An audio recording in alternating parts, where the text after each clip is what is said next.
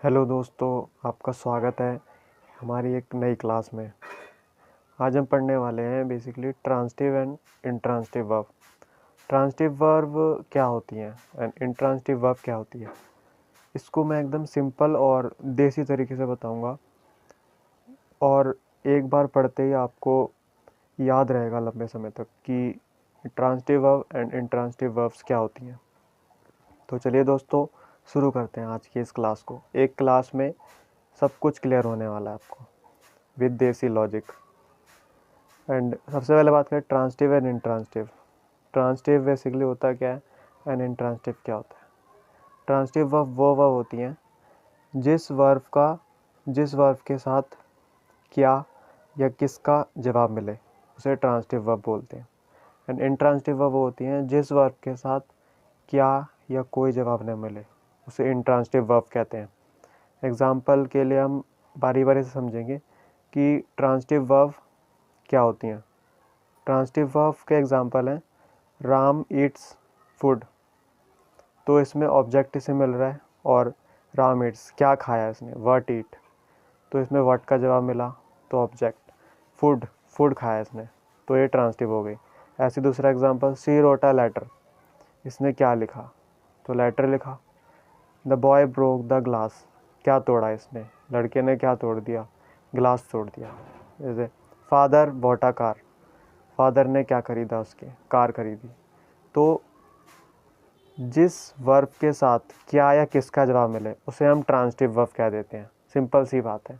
जैसे Ram Yeats, Yeats Ram Yeats क्या खाया, खाना खाया।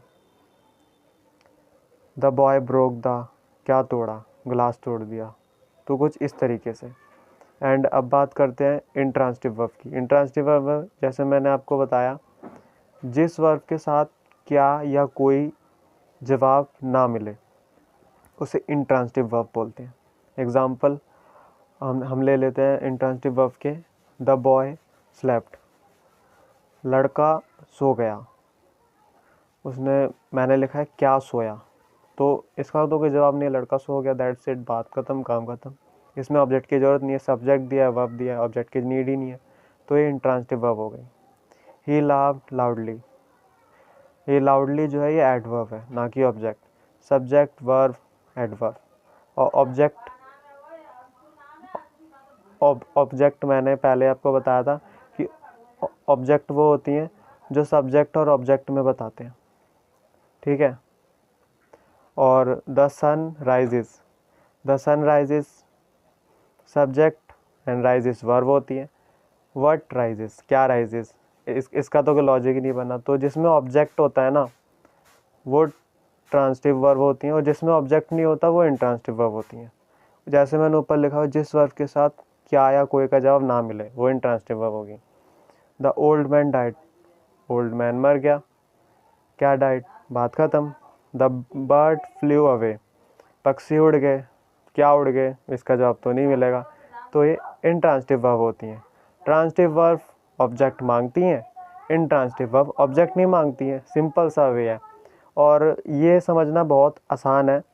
आप इसे रेफरेंस बुक से ही पढ़ोगे, उसमें भी यही सब बातें लिखी होंगी और घुमा फिरा के यही बातें होंगी। और मैंने तो आपको एक उदाहरण भी दे दिया, जिस वर्ब के साथ या क्या या किसका जवाब मिल जाए वो ट्रांजिटिव वर्ब होती हैं, एंड जिस वर्ब के साथ क्या या कोई का जवाब ना मिले वो इंट्रांजिटिव वर्ब होती हैं।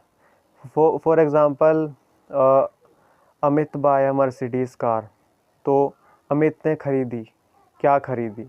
तो आप कोई भी सेंटेंस पढ़ो उसमें देखना क्या किसका जोड़ के देखना, क्वेश्चन बना के देखना मन में कि अगर इसमें क्या या किसका जवाब आपको मिल रहा है, क्या खरीदा, ऑब्जेक्ट मिल रहा है, तो वो आपका ट्रांजिटिव वर्ब हो जाएगा। और जिसमें आपका पूरा सेंटेंस ही कंप्लीट हो रहा है, I slip, he laughed loudly, the baby slip, the old man died, bird flew away, तो फिर ये इंट्रांजिटिव वर्ब होती है।